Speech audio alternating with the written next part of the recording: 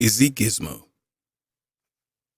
Izzy Gizmo, a girl who loved to invent, carried her tool bag wherever she went, in case she discovered a thing to be mended or a gadget to tweak to make it more splendid.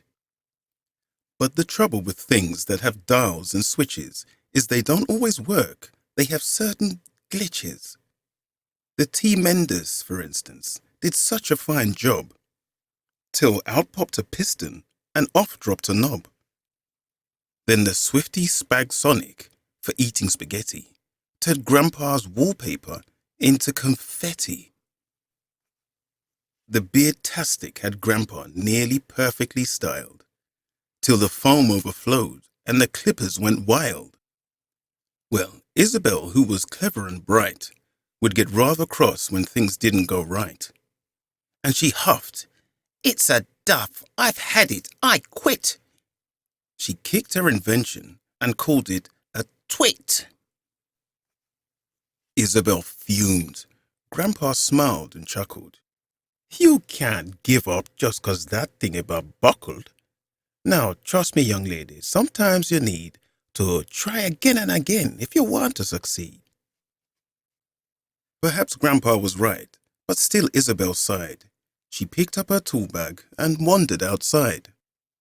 Kicking the stones on the path as she walked, Izzy jumped at a bump. Up ahead something squawked.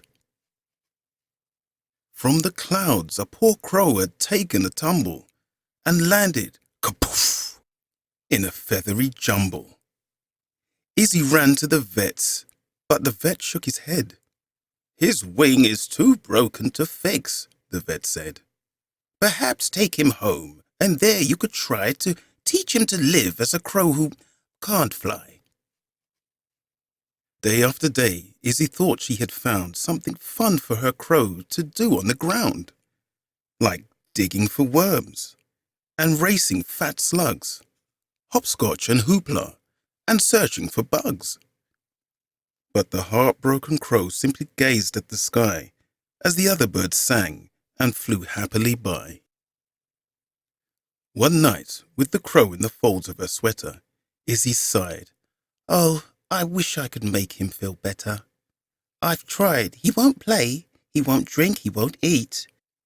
She was so very close to admitting defeat. Grandpa said, "Izzy, don't give up on him now. I know you can do it.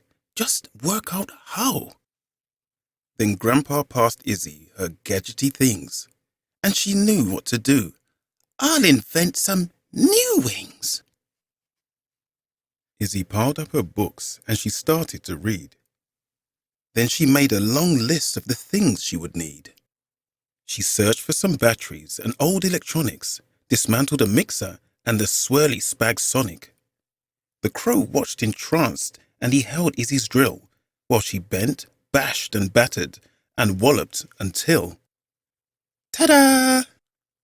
Izzy fastened the wings with a strap, but they hummed and they twitched, far too heavy to flap. "Ah!" Izzy yelled. "I'm no good at succeeding." The crow softly cawed, his beady eyes pleading. "What now?" Izzy sighed. "Try again," Grandpa said. "Okay, follow me." And with that, off she sped. Izzy dived in a pond where she borrowed a pump. Then she took from an engine 2 sockets a sump. Izzy fastened the wings. They were light, they were curvy, but the wings the wrong shape turned the crow topsy-turvy. "I give up!" Izzy yelled with a furious frown. The crow sadly cawed as he hung upside down.